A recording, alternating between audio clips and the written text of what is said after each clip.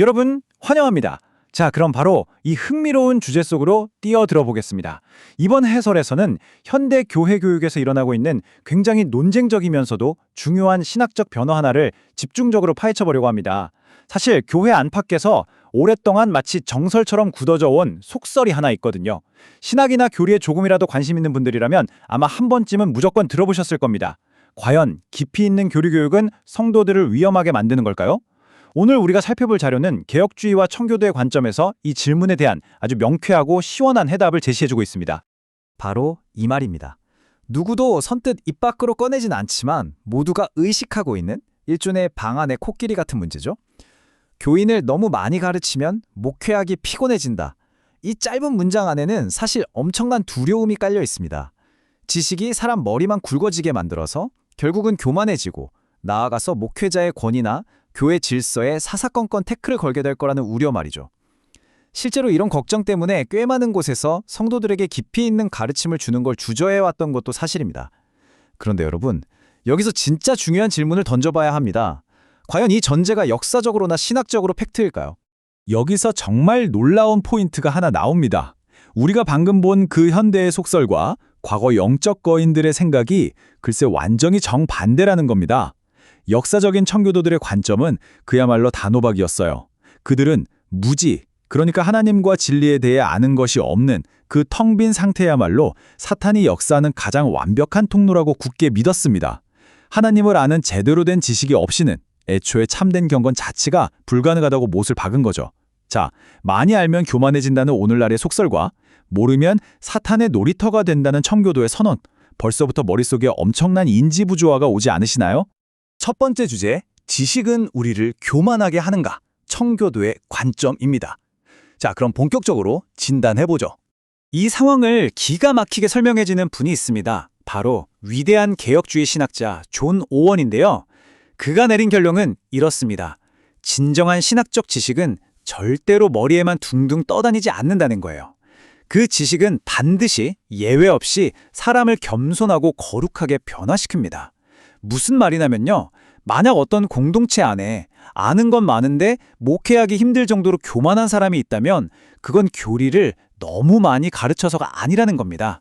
오히려 성경의 뼈대를 관통하는 진짜 교리가 아직 그 사람의 마음에 제대로 닿지 않았거나 진짜 배기 교육이 턱없이 부족했기 때문이라는 거죠.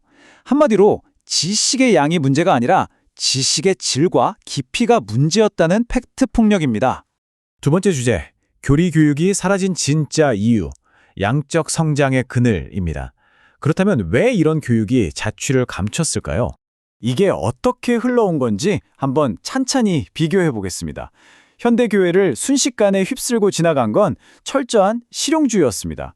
당장 사람들 눈에 띄는 변화, 속 시원한 감정적인 위로, 그리고 그래프로 쫙쫙 올라가는 가시적인 숫자 성장에 목을 매다 보니 시간도 오래 걸리고 머리도 아픈 교리 문답은 자연스럽게 구석으로 밀려난 거죠. 반면에 우리 청교도 선배님들은 어땠을까요? 이분들은 평신도들이 그 어려운 유리 문답을 줄줄 외우고 깊은 신학적 토론을 할 수 있을 때까지 절대 포기하지 않았습니다. 사람 좀 모아보겠다고 진리의 허들을 낮추는 일, 그런 하향 평준화는 이분들 사전에 없었던 겁니다. 그런데 여러분, 이 하향 평준화의 대가가 생각보다 훨씬 뼈아픕니다. 사람들의 당장 급한 입맛과 감정적 요구에 맞추느라 커리큘럼을 계속 낮추고 또 낮춘 결과가 뭔지 아십니까? 자기가 믿는 신앙의 가장 기초적인 핵심조차 남에게 제대로 설명 못하는 성도들이 쏟아져 나온 거예요. 자료에서는 이걸 영적 미숙아라고 아주 묵직하게 표현하고 있습니다. 문턱은 확 낮아졌는데 정작 그 안에서 자라나야 할 영적 성숙은 멈춰버린 거죠. 진짜 아이러니하게도 사람들 편하게 해주려다가 진짜 위기가 닥치면 속수무책으로 바사삭 부서져버리는 온실 속 화초를 만들어버린 겁니다. 세 번째 주제, 뼈대 없는 신앙의 위기, 골격 없이 살아가기입니다. 자, 이제 위기가 어떻게 찾아오는지 보시죠. 개혁주의에서는 결의를 흔히 신앙의 뼈대라고 부르거든요. 진짜 탁월한 비유 아닙니까? 여러분, 뼈가 없는 몸이 똑바로 서서 걸어갈 수 있나요? 절대 불가능하죠. 흐물흐물 주저앉거나 툭 치면 무너질 겁니다. 뼈대 없는 신앙이 현실의 매서운 시나리오를 만나면 말 그대로 연쇄 재앙이 일어납니다. 첫째, 진리의 기준점이 없으니 이단의 거짓말에 속수무책으로 당합니다. 둘째, 그 텅 빈 자리를 세상의 세속적 가치관이 싹 채워버리죠. 셋째, 뿌리가 얕으니 신앙이 철저하게 감정의 롤러코스터를 탑니다. 오늘 은혜 받았다고 눈물 펑펑 쏟았다가요, 내일 당장 작은 시련 하나 오면 하나님 주권이고 뭐고 제일 먼저 바닥으로 나동그라지며 절망해버리는 겁니다. 이게 바로 뼈대 없는 기독교의 진짜 쌩얼입니다. 네 번째 주제, 청교도적 대안, 가정과 교회의 연합입니다. 그럼 이 거대한 위기를 어떻게 돌파해야 할까요? 우리 신앙의 선조들이 걸었던 확실한 옛길에서 답을 찾아보겠습니다. 이 단계들을 한번 눈여겨보세요. 핵심은 다름 아닌 가정에 있습니다. 1단계, 가정의 영적 리더인 가장이 제사장의 역할을 진짜 진지하게 떠맡습니다. 2단계, 그 가장이 자녀와 가족들에게 교리문답을 직접 가르치는 거예요. 신앙교육이 삶의 한복판인 집에서 매일같이 굴러가는 거죠.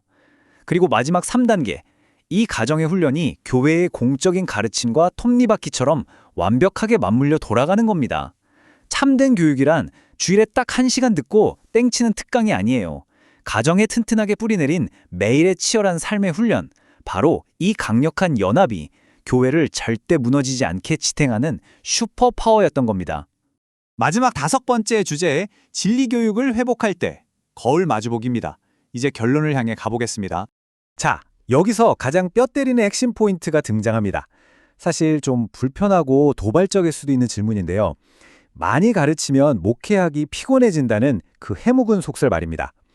혹시 정말 혹시라도 진리로 꽉꽉 무장된 성도들을 제대로 이끌고 갈 만큼은 지도자 본인이 신학적으로나 인격적으로 준비되지 않았다는 걸 은연중에 숨기고 싶었던 변명은 아니었을까요? 성도들이 똑똑해지는 게 두려운 게 아니라 그 진리 앞에 지도자 자신부터 투명하게 서야 하는 그 뼈를 깎는 수고로움이 두려웠던 건 아닌지 한 번쯤 멈춰서서 진짜 진지하게 성찰해봐야 하는 대목입니다. 하지만 여러분, 전혀 걱정하실 필요 없습니다. 바른 개혁주의 교리는 절대로 성도들을 까칠하게 만들거나 교회를 두동강 내지 않아요. 완전 그 반대입니다. 제대로 된 교리 교육은 목회자나 성도 할 것 없이 모두를 오직 성경이라는 절대 흔들리지 않는 튼튼한 바위 위에 함께 서게 만들어줍니다. 누구 한 사람의 얄팍한 생각이나 감정이 아니라 천년이 지나도 변하지 않는 그 진리 안에서 우리를 찰떡같이 하나로 묶어주는 거죠. 다 함께 하나님을 최고로 높여드리게 만드는 이보다 더 완벽하고 아름다운 도구는 없습니다.